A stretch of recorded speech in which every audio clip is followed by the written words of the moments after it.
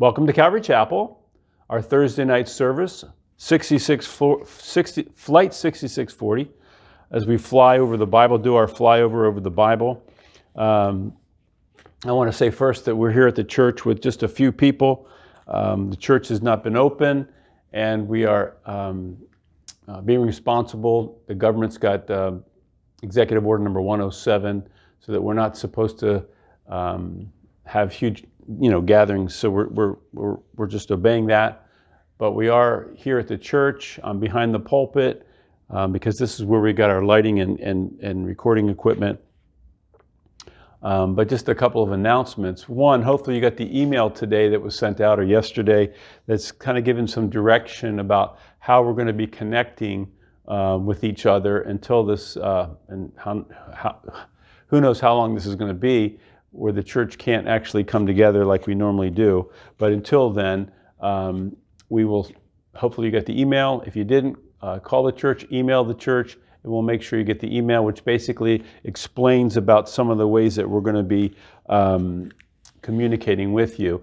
We're working on some things for the men. We're going to try it with the men on Saturday, the men's meeting, where we're going to be interacting with Zoom. So we'll be doing an interaction thing. That we'll hope that goes well. But again, that email that went out today explains all of that. So just want to say this, we miss you guys. It's just not the same, this building. You hear things like it's not about the building when it comes to church, and you're absolutely right. It's not about the building, because when the people aren't here, it's just not the same. And so you're very missed here. Just encourage you to keep in the Word. I'm trying to, and you guys know that I love the news. I'm trying to take in the least amount of news I possibly can, and as much of the Word as I possibly can these times, because we desperately need to hear from the Lord. No better way to do that than to open His Word together. So with that, if you'd open your Bibles to the book of Esther, the book of Esther. We've arrived at the book of Esther. 10 chapters tonight, but really just kind of like really 9, because chapter 10 is only 3 verses. So it's mostly 9 chapters in the book of Esther. Let's pray before we go any farther. Lord, we want to thank you so much that, first we thank you for your word, for the Bible. That is a light for us, and it's a lamp unto our path.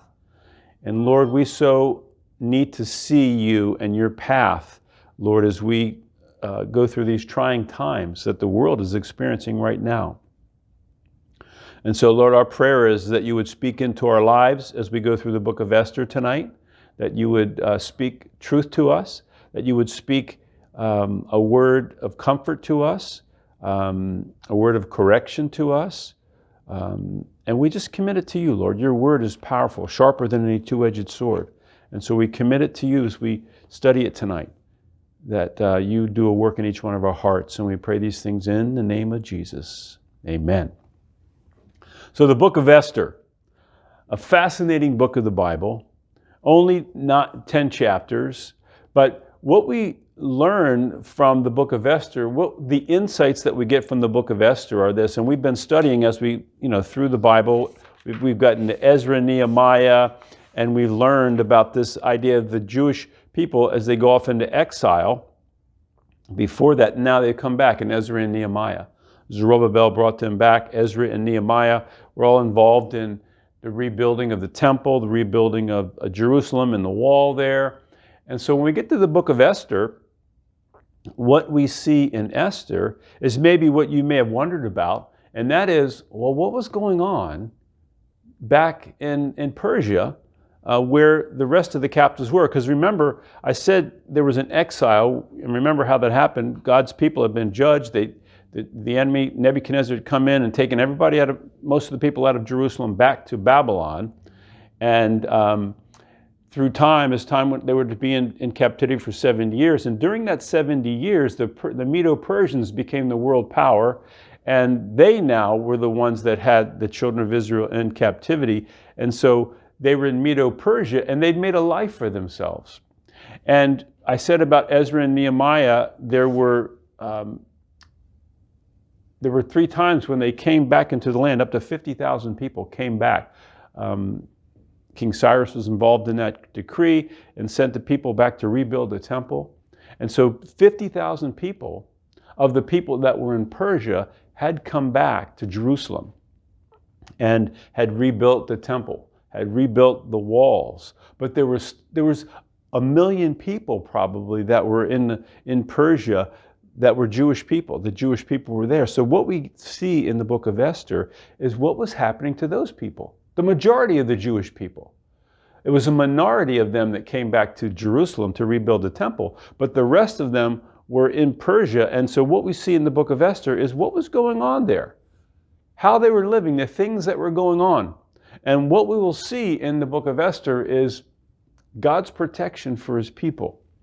God's protection for his people. Now, I want you to know that I've broken this up into 2 divisions, the 10 chapters. Division number 1, chapters 1 through 4, the threat to God's people. Chapters 1 through 4, the threat to God's people. And then chapters 5 through 10, the second division, the triumph of God's people. So chapters 1 through 4, the threat to God's people. Chapters 5 through 10, the triumph of God's people. Those 2 divisions.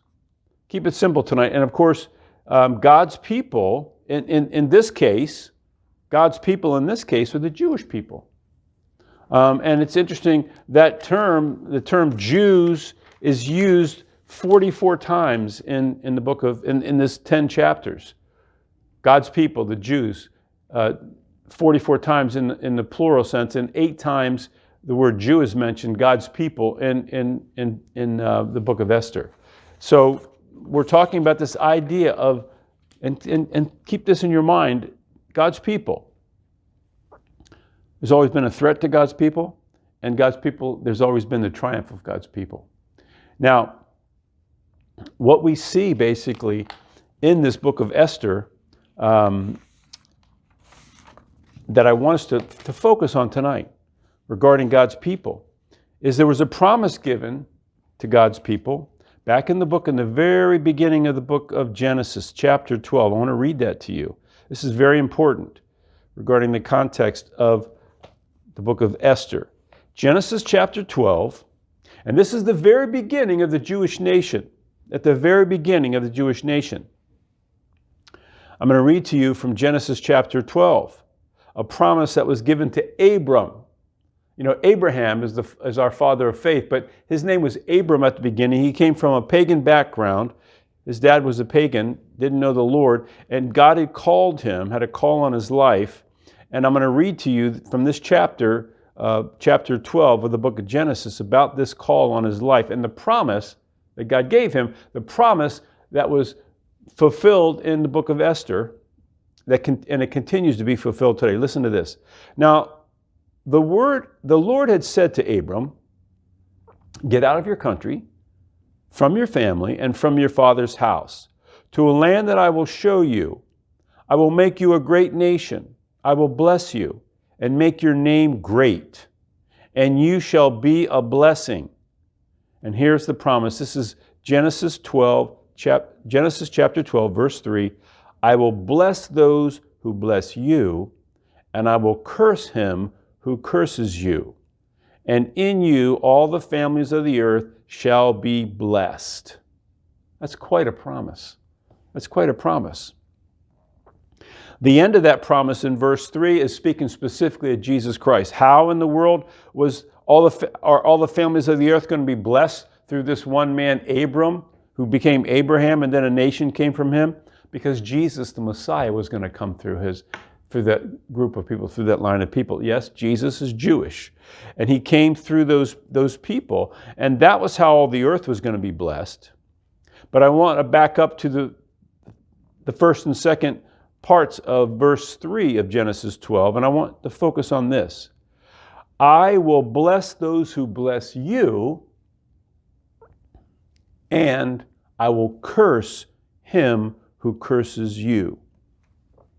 What we see in the book of Esther is that promise being fulfilled. Now, I say fulfilled, it wasn't the only time it was fulfilled. This is a promise that is still true today.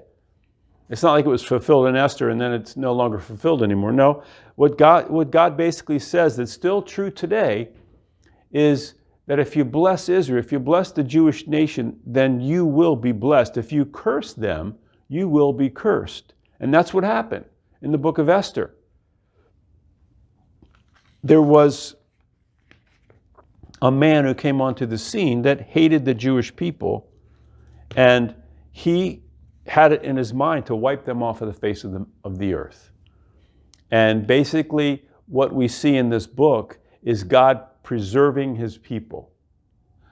When the chips were down, when it seemed like there was no hope, when there was no help to be had, you could say that God's people had their back up against the wall. God came through for them.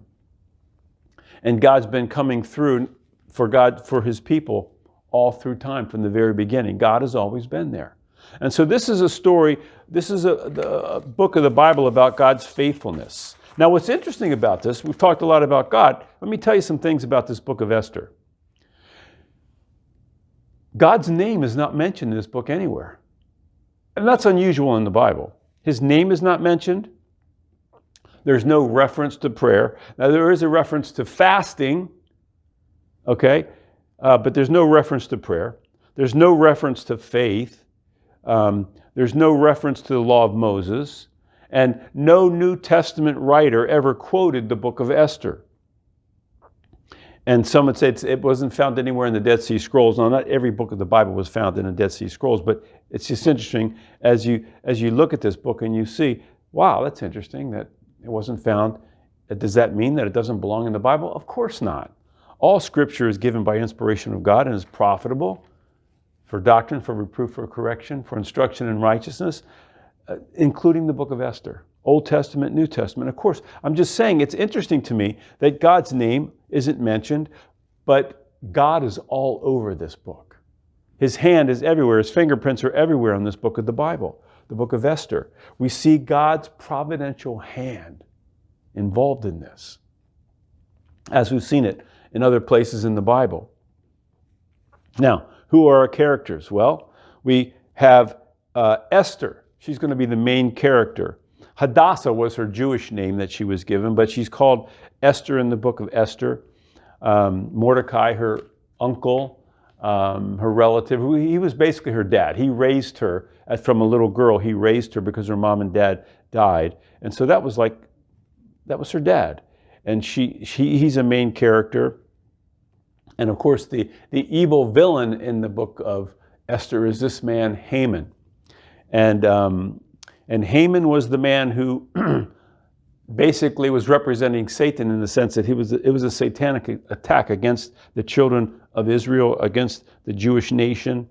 And we see that it came true for him and the other people that were involved in this, is that he was cursed.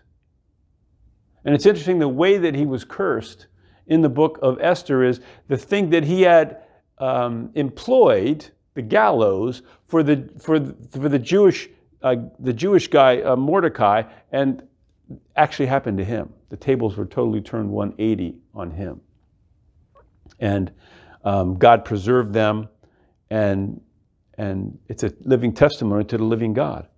But so we have this Jewish girl Esther, and she was living still in Persia. Remember, there had people been coming back, and Jerusalem now had the Jewish people back in Jerusalem, but she was of the group of people that were back in Persia. Now, the book opens with a party. There are a lot of parties or a lot of feasts going on in the book of Esther. What's interesting, and what came from this book of Esther, was a feast that is still recognized by the Jewish people every year. It's called Purim, or Purim, however you want to call it. And it is a celebration, a happy time, because they're celebrating this idea that it was one time in history when the Jewish people were trying to wipe them off the face of the earth, and God intervened and saved them. And so they celebrate that. There's a big feast every year. It's a happy time when they're acknowledging the faithfulness of God. And that's a feast. But our story begins, or the book of Esther begins at a feast. We'll pick it up in verse 1. Now it came to pass in the days of Ahasuerus. This was the Ahasuerus who reigned over 127 provinces from India to Ethiopia. Probably the most powerful man in the world at this time. King Ahasuerus. And he was the king of the Medo-Persian Empire. And they were in charge of the world, the known world at that time. And so this was a very powerful man. A very powerful man. And it says in verse 2, in those days when King Ahasuerus sat on the throne of his kingdom, which was in Shushan, the citadel, that in the 3rd year of his reign, he made a feast for all his officials and servants, the powers of Persia and Media, the nobles and the princes of the provinces being before him. When he showed the riches of his glorious kingdom and the splendor of his excellent majesty for many days, 180 days in all. This was a 6-month feast, a 6-month celebration that this guy was on top of the world. He was sitting on his high horse, and he was somewhat kind of showing off in a way, and they were sitting and having this party that went on for 6 months. And so it says that after that, verse 5, and when these days were completed, the king made a feast lasting 7 days. So now he's had this 6-month feast. That feast is completed. And now he's going to have a week feast now for 1 week. And who's going to be invited to that? It says all the people who were present in Shushan, the citadel, from great to small, in the court of the garden of the king's palace. And so now he's going to invite everybody great and small to come. And there's another feast going on. So we've had 2 feasts thus far here, just in the first 5 verses. Now we get to verse 9, and there's another feast going on at the same time. It says this, Queen Vashti also made a feast for the women of the royal palace, which belonged to King Ahasuerus. And so at the same time that the king is having this feast, she's having a feast as well for the women. And in that time, especially, the women and the men were separate. This party that was being had was all men. And then now the women are going to be separated. And that's the way it was certainly in those times. And she had a feast for the women in the royal palace, which belonged to King Ahasuerus. And then it says, on the 7th day, when the heart of the king was merry with wine, that's a nice way of saying he was tipsy. He had been drinking a little bit, feeling it. And it says, he commanded Mehuman and a bunch of other eunuchs, 7 eunuchs, who served in the presence of King Ahasuerus, to bring Queen Vashti before the king, wearing her royal crown, in order to show her beauty to the people and the officials, for she was beautiful to behold. And so he had a beautiful wife. He's been drinking, he's in there partying with all the boys, and the next thing you know, he says, hey, let me show you my wife. She's a knockout. Let me get her in here. And so he sends for her. And then verse 12 is something that the king probably never expected and was unlawful, really. It was unlawful what was about to take place, but nevertheless it did take place. God allowed it. It says, verse 12, Chapter 1, but Queen Vashti refused to come at the king's command. She refused to come for whatever reason. And you can speculate on why that was. The bottom line was she didn't come. She wasn't going to play the game. She wasn't going to go out there and be paraded, I guess, before all these guys that had been drinking and everything else. But this wasn't just any normal marriage, you could say. This was the king. When he gave a decree, if you didn't keep that decree, that could cost you your life. But she refused. It says the command to come. And the result was, in verse 12, the king became furious, and his anger burned within him. I mean, he was embarrassed in front of all the people. This wasn't just some proud boaster who had been drinking too much and his wife had dissed him. We're talking about the king. When the king makes a proclamation or commands someone, you got everybody watching there. Of course, everybody understands that they have to do it because he's, after all, the king. But she refused. And he was embarrassed in front of all his kingdom there. So verse 13 says, Then the king said to the wise men who understood the times, for this was the king's manner toward all who knew law and justice, those close to him being a list of people, 7 princes of Persia. And they had decided, he asked the question, what shall we do to the queen? According to the law. These were his legal team. They got together, what should we do? She broke the law. And they ended up with this, they ended up making a decree. This is one of, at least 3 decrees that the king made in the book of Esther as a result of all the legal minds apparently getting together with the king. And they were worried. This is how they were thinking. They were worried that because the queen obeyed the king openly, that this was going to affect every marriage in Persia. Certainly, because of the queen doing what she did, all the women were going to do the same thing in their own marriages. That's what the thinking was as the legal minds got together. As a result of that, verse 19 came to be, if it pleases the king, let a royal decree go out from him, and let it be recorded in the laws of the Persians and the Medes, so that it will not be altered, that Vashti shall come no more before King Ahasuerus, and let the king give her royal position to another who is better than she. In other words, somebody that would listen to the king's commands. When the king's decree, which he will make, is proclaimed throughout all his empire, for it is great, all wives will honor their husbands, both great and small. And the reply pleased the king and the princes, and the king did according to the word of Memucan. Then he sent letters to all the king's provinces, to each province in its own script, and to every people in their own language, that each man should be master in his own house and speak in the language of his own people. First decree put out. And now what's going to happen, there's going to be a search. Chapter 2 talks about this search that's going to be going on for the next queen. And some had put it this way. Some had said, well, it was a beauty pageant. Well, in a sense, I guess it was, but it was so much more than that.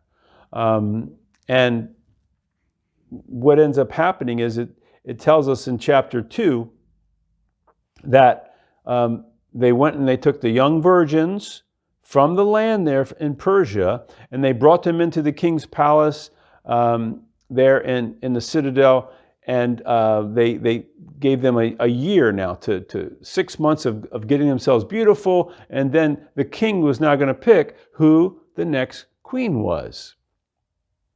And so that's how it was taking place. Now it says in verse 5, we get introduced now to Mordecai. Verse 5 of chapter 2 says, in Shushan, the citadel, there was a certain Jew whose name was Mordecai, the son of Jair, the son of Shimei, the son of Kish, a Benjamite.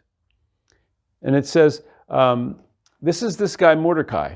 Kish, verse 6 says, had been carried away from Jerusalem with the captives who had been captured with Jeconiah, king of Judah, whom Nebuchadnezzar, the king of Babylon, had carried away. You remember that from our past studies, that they were carried off by Nebuchadnezzar into Babylon. And verse 7 says, and Mordecai had brought up Hadassah, that is Esther, his uncle's daughter, for she had neither father nor mother. The young woman was lovely and beautiful. When her father and mother died, Mordecai took her as his own daughter. So it was when the king's command and decree were heard, and when many young women were gathered at Shushan the citadel, under the custody of Hegai, that Esther, who was taken to the king's palace, into the care of Hegai, the custodian of the women. Now the young woman pleased him, and she obtained his favor. Now, I just want you to see a couple of things. One is That it's God who gave the favor. This was a plan of God. God uses people in the process of delivering his people. And many times he uses people. In this case, this woman, Esther, is going to be mightily used by God. And by the way, she's the hero, the heroine, if you was, of this Purim, okay? They recognize her as the one who delivered, and probably some of the people leave God out of the whole equation. They really do. They think she was the deliverer because she became queen and she did all this and she's the one who delivered the people. I would say to you, that's looking at it on the surface.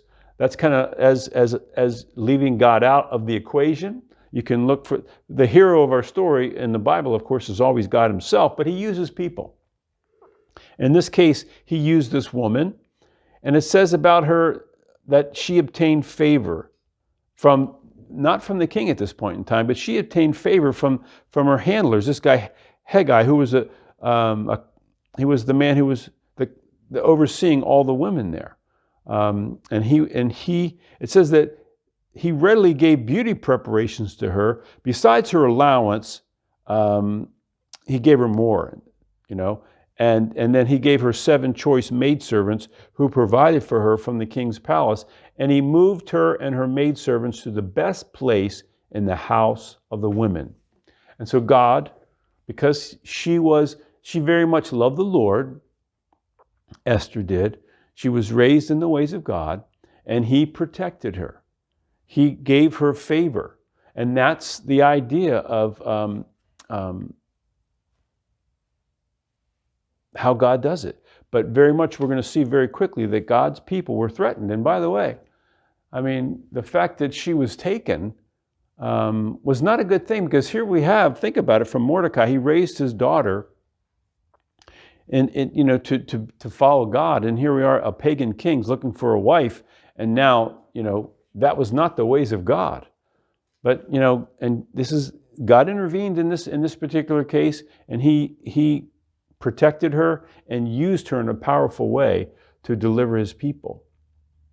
And so Esther now is in the palace. She's readying herself with a bunch of other women there to get their time with the king. But one thing it says about this is that nobody knew that she was Jewish. It says in verse 10 of chapter 2, Esther had not revealed her people or family, for Mordecai had charged her not to reveal it. It wasn't wise at that particular point in time. Mordecai didn't think to reveal it, so they didn't know. No one knew that they were God's people. It says that Mordecai, the uncle, he was nervous. His daughter was in the palace, didn't know what was going on with her, and he would pace every day in front of the palace to try and figure out what was going on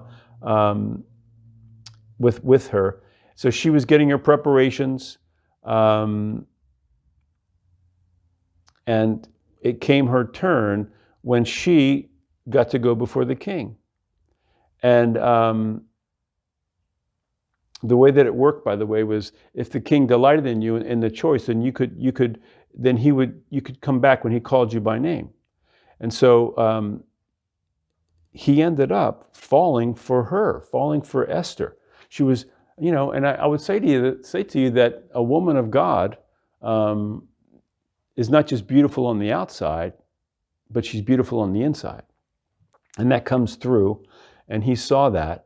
And so when he got to spend his time with her, he delighted in her.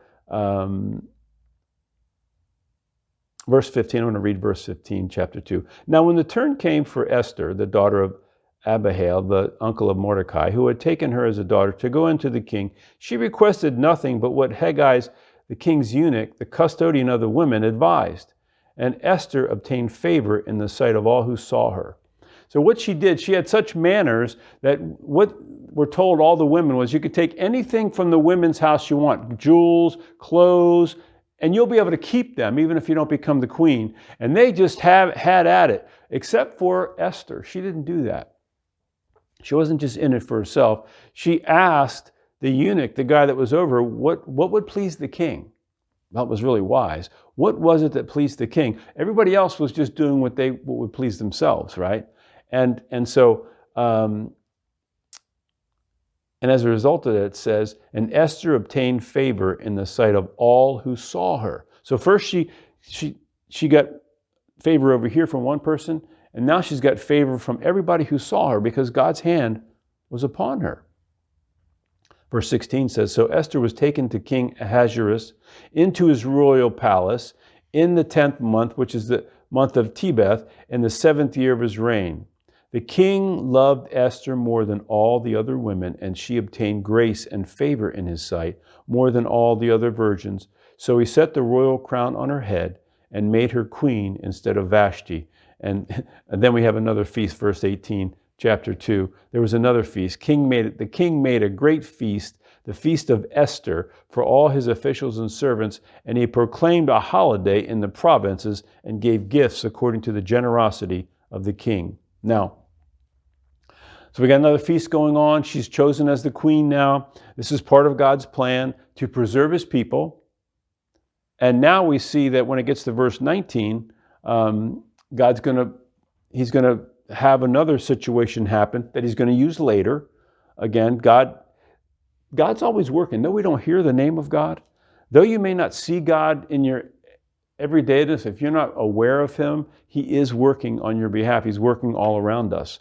This is what happens at the end here of chapter 2. This Mordecai discovers a plot against the king.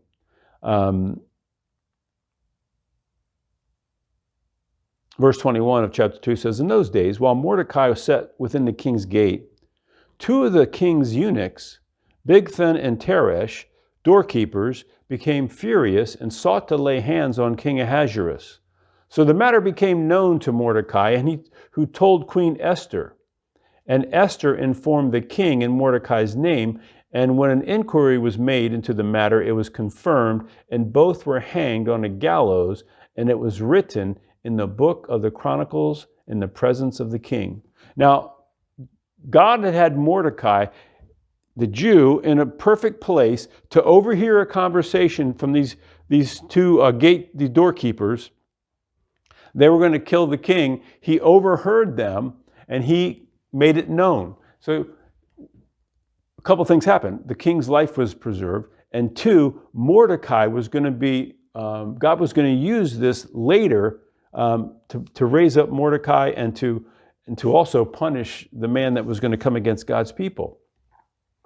But now we get into verse 3, and now we see this idea of the threat to God's people. The threat to God's people is going to come more into play here as we get into chapter 3. And because there was this man that stepped onto the scene in verse 1 of chapter 3. After these things, King Ahasuerus promoted Haman, the son of Hammedatha the Agagite, and advanced him and set his seat above all the princes who were with him. For those people, we go back to the Old Testament, and we see that there was a group of people that God told Saul to wipe out, all of them, the whole clan, and he didn't do it. He didn't wipe out all the people. He left some alive, and this guy was a descendant of those people.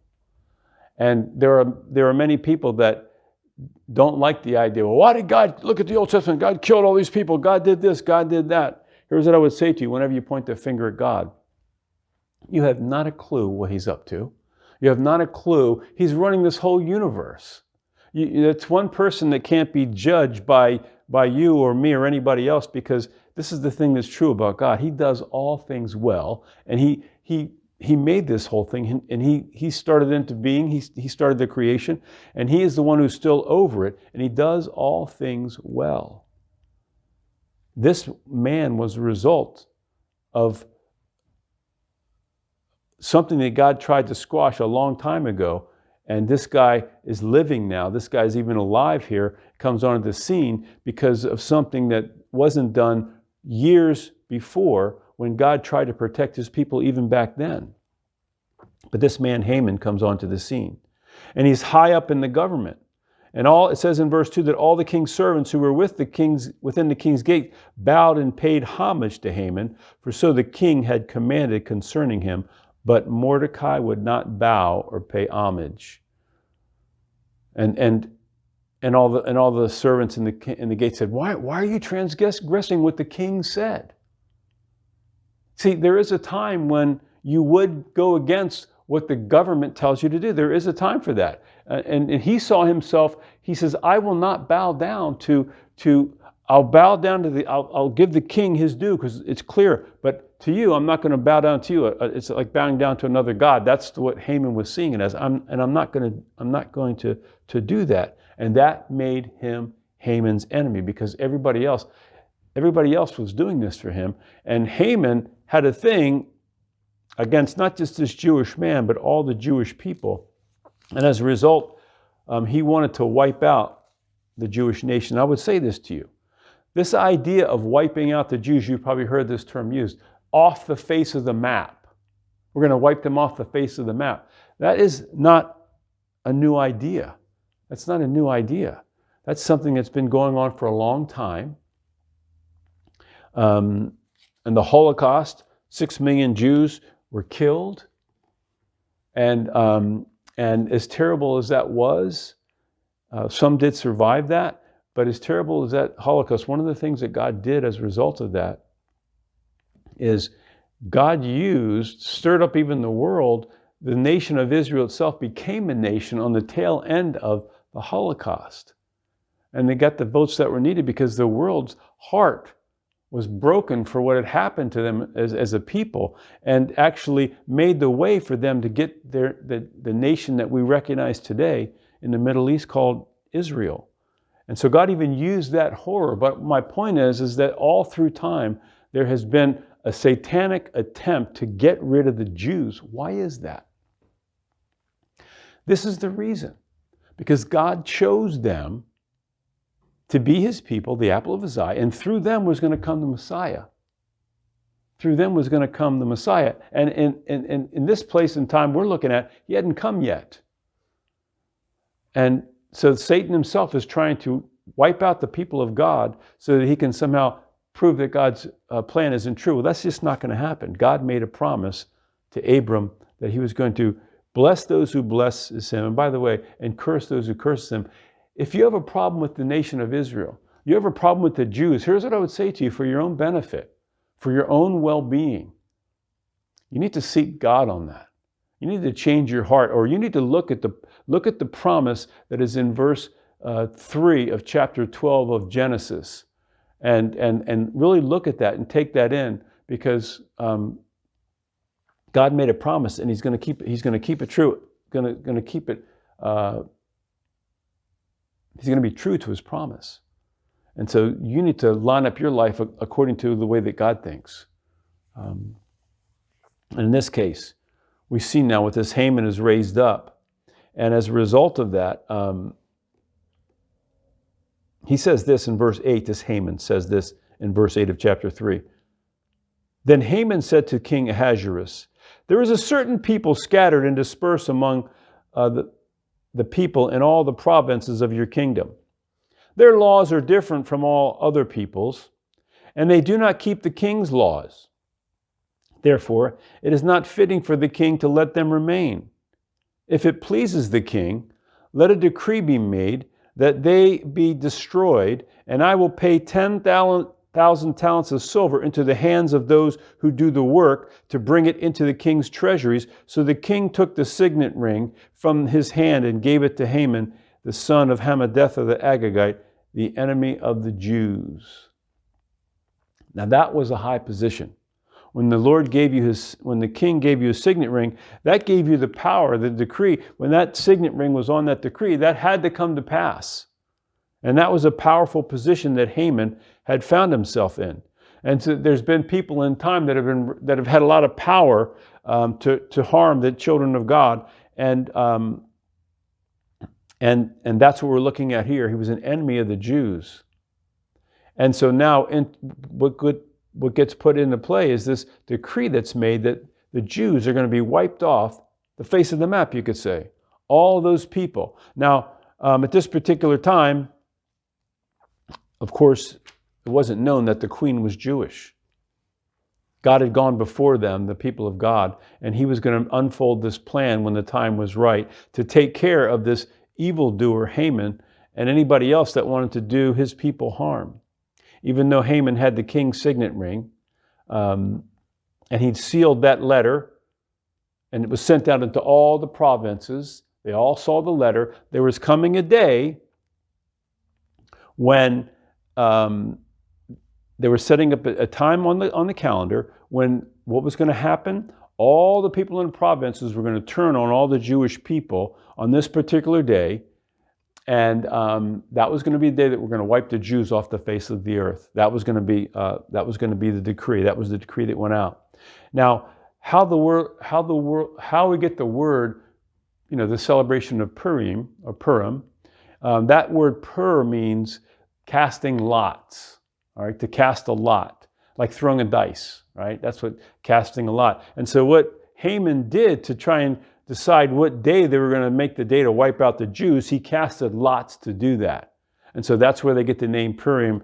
They're celebrating that because he casted a lot. He came up with a date, the day that all the Jews were going to be wiped out. And so this letter goes out now, and it was sent out. The couriers went out, and they took all the king's command out to all the kingdom. And verse 1 of chapter 4 says, when Mordecai learned all that had happened, he tore his clothes and put on sackcloth and ashes and went out into the midst of the city, and he cried with a loud and bitter cry. He went in the front of the king's gate, for no one entered the king's gate clothed with sackcloth. And in every province where the king's command and decree arrived, there was a great mourning among the Jews. And it's mentioned with fasting, weeping, and wailing, and many lay in sackcloth and ashes. There's nothing mentioned. It doesn't mean that they weren't. Prayer isn't mentioned, interestingly enough. Crying out to God. It says fasting and weeping. So as a result of that, verse 4 tells us that Esther's maids found out, and eunuchs, and they came and told her. And as a result of this, it says she was deeply distressed. And she saw her father, Mordecai, out there, and she said, send him some clothes. And he wouldn't put them on. He was mourning. And so then as a result of this, Mordecai gets the idea, and it was God's idea. God's idea that perhaps God had put Esther, because again, think about this. I'm sure Mordecai was wondering, how can God do this? Allow my daughter to be taken into the king, a pagan, and everything else. And now he's beginning maybe to see the picture unfold. And that's the way that it works with God. Sometimes God's plan, we don't understand.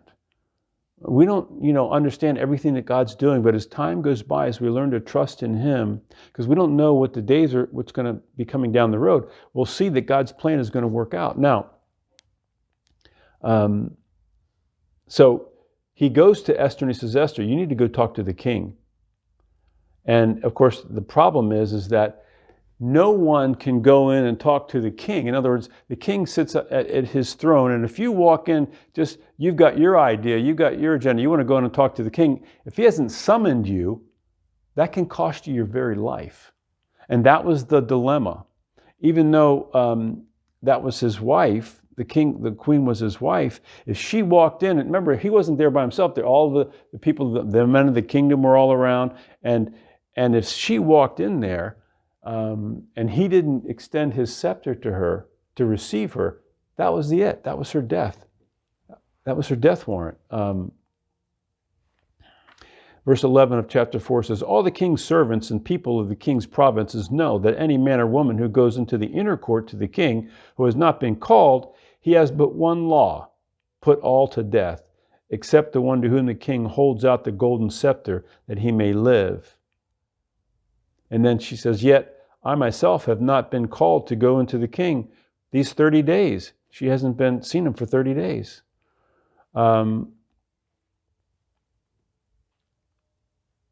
This is what Mordecai sent word to Esther, because she was afraid. Do not think in your heart that you will escape in the king's palace any more than all the other Jews. For if you remain completely silent at this time, relief and deliverance will arise for the Jews from another place, but you and your father's house will perish. Now that's interesting to me. In verse 14, you see the man's faith right there. he realizes, he's thinking of the promise back in Genesis chapter 12, and he realizes that this can't happen. There's got to be some way that God intervenes for his people. We don't know how it's going to come, but he says, but then he goes on to say, and here's a famous line from this book of Esther, "Yet who knows whether you have come to this kingdom for such a time as this?" And I just want to say this regarding this idea of the threat to God's people. And this line from chapter 4, verse 14. "Who knows whether you have come to this kingdom for such a time as this?" And this is what I want to say to us. This message of the threat to God's people. Right now we're living in a time where there's a threat to the whole world. But there's a difference. Because there's a division. There's two kinds of people in the world. There's the people of the world and there's God's people. There's a protection that's promised over God's people, not promised to the people of the world. There's a protection.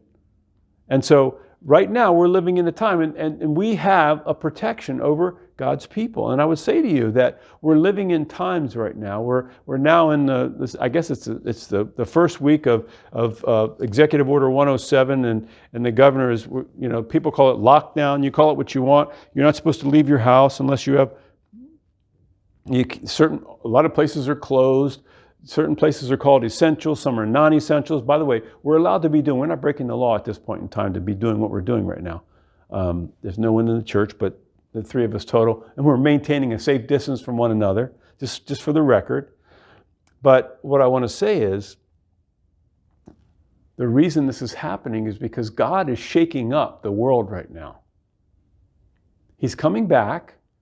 We don't know the day or the hour, but we know that as we observe things through the lens of Scripture, the lens of the Bible, we see that the stage is being set even more so. One of the things that you've noticed, have you noticed this about what this whole epidemic, or pandemic I should say? It happened really quickly, really fast. It's amazing how fast things are happening, to the point where you go, I don't know what's going to happen tomorrow. Who can say? I mean, you can look at the news and, you see all kinds of opinions and everything else, but the reality is, like some people are saying, well, this is only going to go on until, a couple of weeks or a couple of months. And this is the thought that came to me one day, because I'm going to believe it's going to be over soon too, right? I want us to get back to church. But here's the thought that came to me. It's a scripture. If the Lord wills. That's what it says in James. Be careful that you don't go around talking like you think you know what's going to happen tomorrow. Because people are saying, oh, this is going to stop, the stock market's going to come back, and people are going to get their jobs back, and we're going to be one happy country again. One happy divided country, apparently. And that could happen. I'm not saying, I don't know, but here's what I know. If the Lord wills. That's what it says in James. If the Lord wills. I mean, He's in control. Washington is not in control. China is not in control. He's in control of what's going on. I see this biblically as a demonic thing because of the fear tactic that's being used to scare people. I see that. That's not the Lord, but the Lord has allowed this, just like He allows trials and all that. This is a trial. This is a testing of His people and a shaking of the trees to get people to realize that there is a God in heaven and the things that are in His Word are true. But such a time as this. This is a time that we're living in today. I'm talking about this idea of such a time as this. For you and me. For us. We have the truth. And I would say to you, if you're afraid about what's going on right now, think it through, pray it through, ask the Lord, use wisdom. This is how we did it when we were still meeting as a church. I would just tell people, pray about if you should come to church or not. You have a relationship with God. If you have a peace in your heart about going, then come. If you don't have a peace about coming, then stay home. That was then, right? Don't be led by fear, because that's not peace. When you're led by fear, oh, I'm afraid to go because I might get this and I might get that.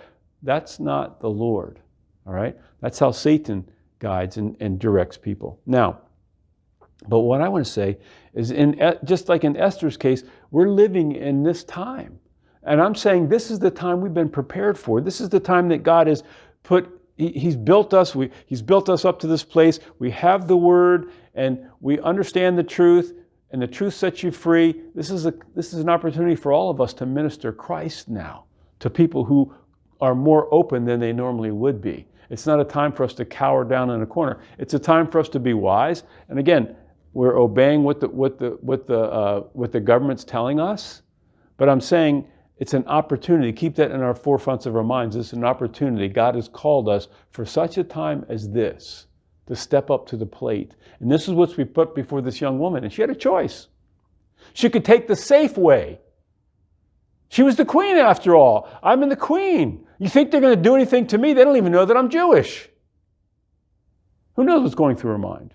Oh, but her family maybe and her whatever. But the point is, she was in a pretty good position seemingly, although her father there told her, oh, you're going to perish too. You think you're not going to escape it, but you will not escape it. But here's what she came to say. This was the end result of the conversation and her thinking it through, processing it, seeking God. She says, go gather all the Jews who are present in Shushan and fast for me, neither eat nor drink for 3 days. Now, I'm sure prayer is always a part of fasting, by the way.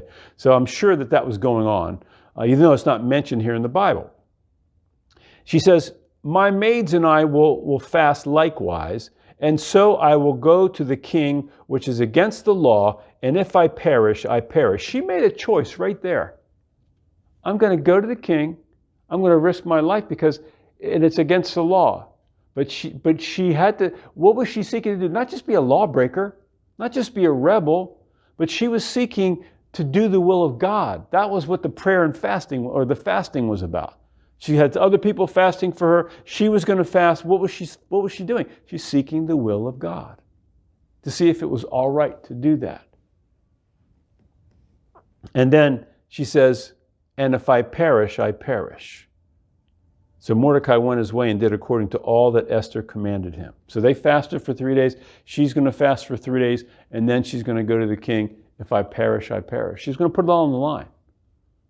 Where the rubber met the road. She was going to step outside of something. It was something that was bigger than herself. Verse 5 says, now it happened. We get into the second division now. This is the triumph of God's people. There's the threat of God's people. There's a decree now out, the first 4 verses, but now comes the triumph. Now it happened on the 3rd day that Esther put on her royal robes and stood in the inner court of the king's palace, across from the king's house, while the king sat on his royal throne in the royal house, facing the entrance of the house. Now here's what happened. She comes in, and the king lays out his scepter. And so she takes the scepter, and now the king's going to hear what she has to say. And now what does she say to him? She says, King, he goes, what pleases you? Anything you want. She goes, I want to have a feast at the house. I want you to come, and I want Haman to come. So here we have another feast, right? So a lot of feasts in this Bible, a lot of feasting. So there's a feast to be happening. So now the feast comes, the king comes, and Haman comes. And then the king says, so what is it that you want? I know you want something more than just a feast. What is it you want? And then she says, well, come back the next day. I want you to come back tomorrow. It's going to be a 2-day feast here. So now we got another extended feast, a 2-day feast. And so they come back the next day to the second day of the feast. And during that time,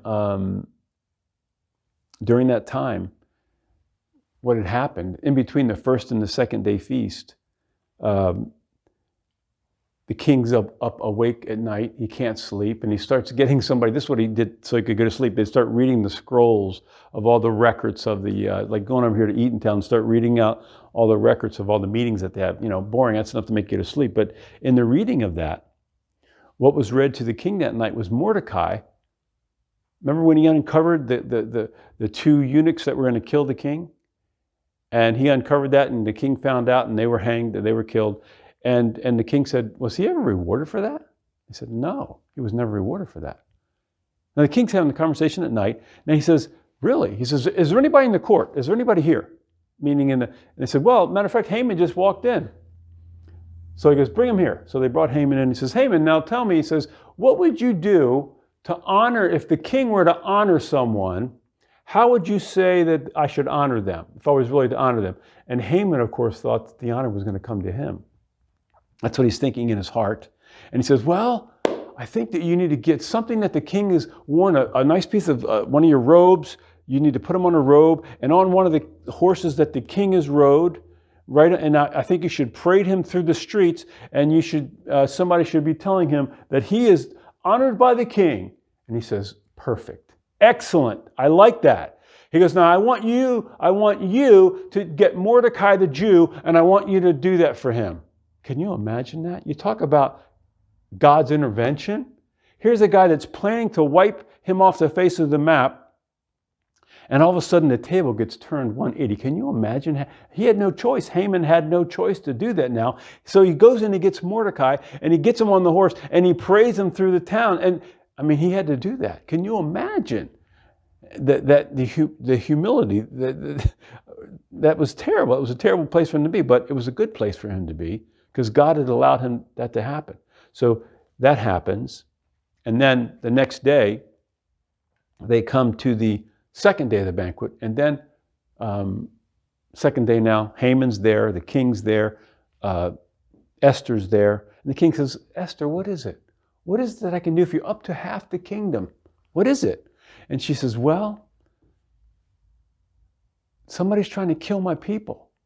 And me too. They're trying to wipe us off the face of the map. I'm using my terms. And he says, he got incensed. Who are these people? And she said, it's Haman, that evil man Haman. And can you imagine Haman? If things wasn't that a bad day when he had to walk Mordecai, it just got worse. That was a bad day, people. And so now the king is like so incensed, he has to walk outside into the garden to process everything that's going through his mind right now, right? He's found out that not only is this guy, he's going to kill all these Jews, and he's going to kill his wife. And when he comes back in, and while the king went outside, it says that Haman was trying to, please spare my life, and he fell across the couch, apparently, where the queen was. And as the king walks in, he thinks that he's putting some kind of maneuver on the queen there.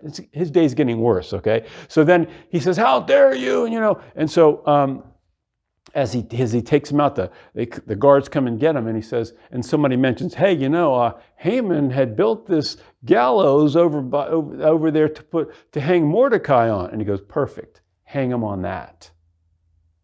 You talk about justice. You talk about turning the tables. The very gallows that he was going to put Mordecai on, he himself was going to be put on because he didn't understand the word of God.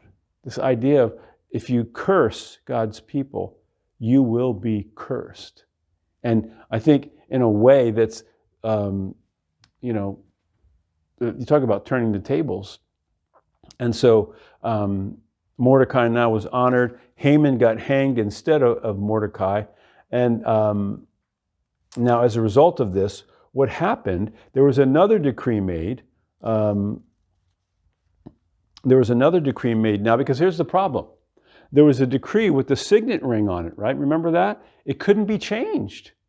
It couldn't just say, oh, well, forget that. That was the wrong... No, it didn't happen. Now there had to be another decree. Another decree was made that on that particular day now, a new decree was made that the Jews could defend themselves.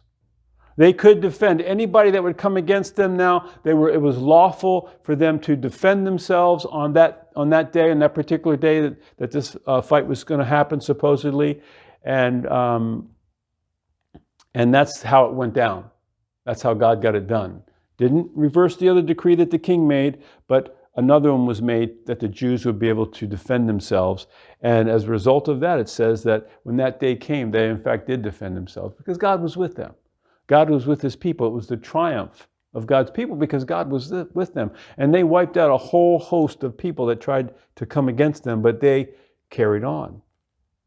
they carried on. And as a result of that, it says that Haman's house, because he was quite high up in the government, was given to Mordecai. He had the highest position now. Mordecai was the second highest position now in the kingdom.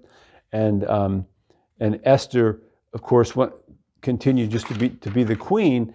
And as a result of that, by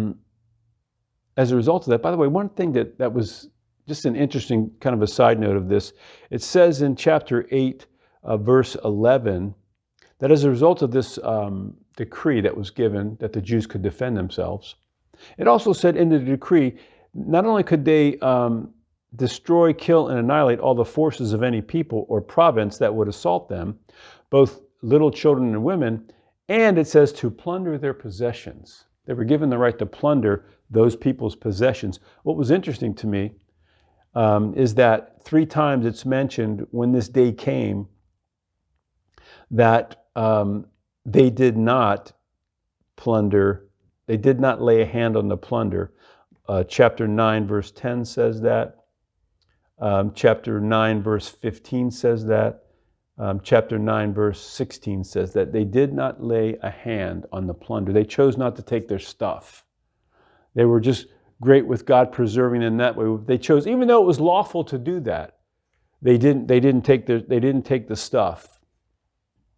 And so chapter 10 basically says that Mordecai was lifted up in the government, and he was, verse 3 of chapter 10 says, Mordecai the Jew was second to King Ahasuerus and was great among the Jews and well received by the multitude of his brethren, speaking the good of his people and speaking peace to all his countrymen. And so the book of Esther, the triumph of God's people there at the end. First, we had the threat to God's people, the plot that was laid, Satan himself trying to thwart the work of God. And that plan continues to happen as time goes on. And then, of course, we see the triumph. Why? Because God's in it. Even though God's name is not mentioned in the whole book of the Bible, obviously we see his sovereign hand there. You know, giving favor to putting Hadassah there or Esther there in that time, Mordecai there, putting them in the palace, and then the timing of things, all that happened.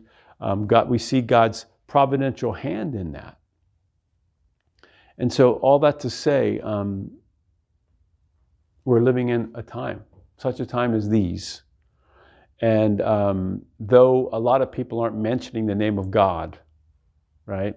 A lot of people aren't seeing God in certain circumstances. Even the thing we're talking about now, you hear a lot about the health and about the health professionals, and great, they're trained and everything else.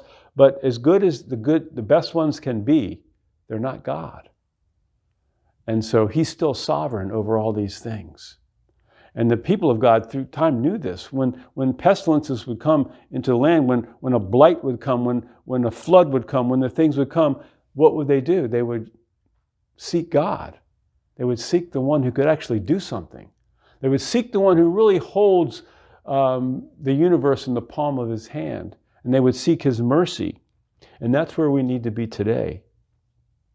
But remember, we're more than just, we're not victims here in the sense that it's not just we need to seek to make sure that we don't get the virus and then we'll be fine kind of thing, or put ourselves away. No, we need to think of it a different way. We are the Lord's army, all right? I'm not suggesting we put ourselves in harm's way. We'd be wise, but know this, that the enemy wants to thwart our witness. He wants to make sure that we're afraid like a lot of the world is right now. And I would just say to you, logically, pray through these things and look at what the fear is based upon. And I would say to you that you come to a conclusion that the only thing that we should really fear is the Lord, nothing else.